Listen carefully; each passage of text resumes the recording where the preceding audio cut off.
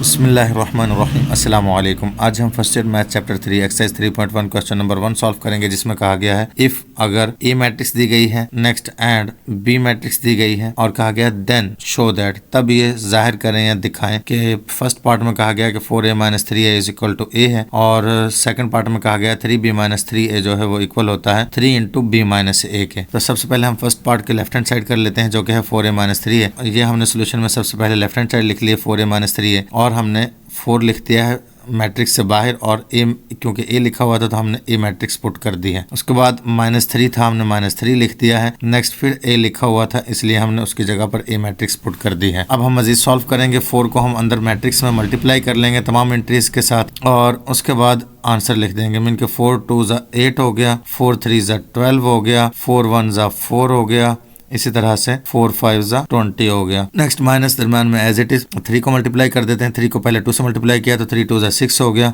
इसी तरह से 3 3 = 9 हो गया। फिर उसके बाद 3 1 = 3 हो गया और फिर 3 5 = 15 हो गया। तो उम्मीद है आपको स्केलर मल्टीप्लिकेशन समझ आ गई होगी। स्केलर मल्टीप्लिकेशन में इनके जो भी नंबर्स दिए गए हैं ये स्केलर नंबर हैं और इनको हमने मैट्रिक्स के अंदर तमाम एंट्रीज के साथ मल्टीप्लाई कर दिया है। उसके बाद अब हमारे पास दोनों मैट्रिक्स अपनी असल हालत में आ चुकी हैं और उसके बाद दरम्यान में माइनस है, तो हम दोनों मैट्रिक्स को आपस में माइनस कर लेंगे। फर्स्ट एंट्री फर्स्ट में से, सेकंड में से और थर्ड में से और फोर्थ में से माइनस होगी। तो फर्स्ट 8 है और सेकंड मैट्रिक्स में फर्स्ट 6 है तो 8 - 6 आ जाएगा। इसी तरह से नेक्स्ट 12 - 9 आ जाएगा और नेक्स्ट एंट्री है जी 4 और 3 है तो 4 - 3 हो जाएगा। उससे नेक्स्ट एंट्री है 20 और 15 तो वो हो जाएगा 20 - 15। अब मजीद सिंप्लीफाई करेंगे जी 8 - 6 करेंगे तो 2 हो जाएगा, 12 - 9 करेंगे तो 3 हो जाएगा, 4 - 1 करेंगे तो 1 बचेगा। नेक्स्ट लास्ट में 20 - 15 करेंगे तो 5 बचेगा और ये हमारा आंसर आ चुका है। और ये अगर हम देखें तो हमने जो ए मैट्रिक्स ली हुई है वही मैट्रिक्स हमारे पास आंसर में आ चुकी है। तो ये प्रूफ हो चुका है कि लेफ्ट हैंड साइड इक्वल है राइट हैंड साइड के। मीन के जब हम 4a - 3a करते हैं तो वापस ए आ जाता है क्योंकि वो ए आ चुका है और अब हम कह सकते हैं कि ये राइट हैंड साइड है। तो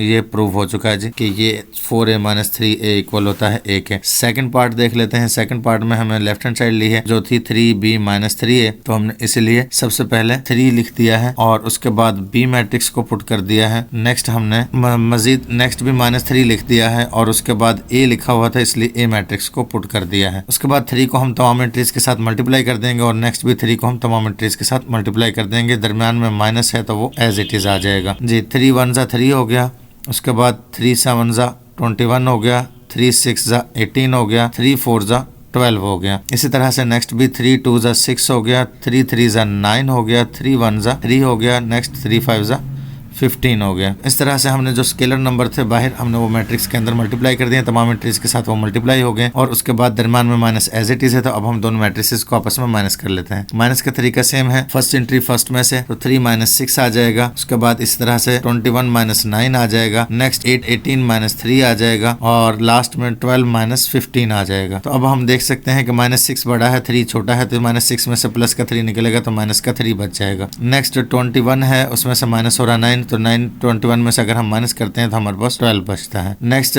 जी 18 - 3 तो हम 18 में से जब 3 को माइनस करते हैं तो 15 बचता है। इसी तरह से 12 - 15 है तो -15 बड़ा है उसमें से प्लस का 12 निकलेगा तो माइनस का 3 बच जाएगा। तो इस तरह से ये हमारा जो आंसर आ चुका है ये हमने इसे इक्वेशन नंबर 1 का नाम दे दिया है, या कह लें कि इसे हमने पॉइंट नंबर 1 कह दिया है। अब हम राइट हैंड साइड का सॉल्व करते हैं जिसमें कहा गया 3 इंटू b - a। तो क्योंकि b - a ब्रैकेट के अंदर है तो हमने इसलिए ब्रैकेट लगाई है और पहले b मैट्रिक्स लिखी है, उसके बाद माइनस था जो वो एज इट इज लिख दिया, उसके बाद ए मैट्रिक्स लिख दी है और जो ब्रैकेट क्लोज हो रही थी उसे हमने ब्रैकेट को क्लोज कर दिया है और जो 3 था वो 3 बाहर हमने एज इट इज लिख दिया है। उसके बाद हम दोनों मैट्रिसेस को पहले माइनस करेंगे और लास्ट में हम जो सिंगल मैट्रिक्स बचेगी उसको हम 3 से मल्टीप्लाई कर देंगे। इसी तरह से अगर हम करते हैं तो 1 - 2 आ जाएगा, नेक्स्ट 7 - 3 आ जाएगा, नेक्स्ट 6 - 1 आ जाएगा और इसी तरह से जब हम 4 - 5 करेंगे तो वो आ जाएगा हमारे पास और जो नंबर 3 था वो हमारे पास बाहर एज इट इज आ चुका है। उसके बाद नेक्स्ट स्टेप में हम -2 में से +1 को निकाल देंगे क्योंकि माइनस का 2 बड़ा है, तो जब -2 में से +1 निकलेगा तो -1 बच जाएगा और बाहर जो 3 था वो एज इट इज आ गया है। उसके बाद 7 - 3 है तो 7 में से जब 3 निकल जाएगा तो 4 बच जाएगा। नेक्स्ट 6 - 1 है तो 6 में से 1 निकल जाएगा तो 5 रह जाएगा। इसी तरह से जब 4 - 5 करते हैं तो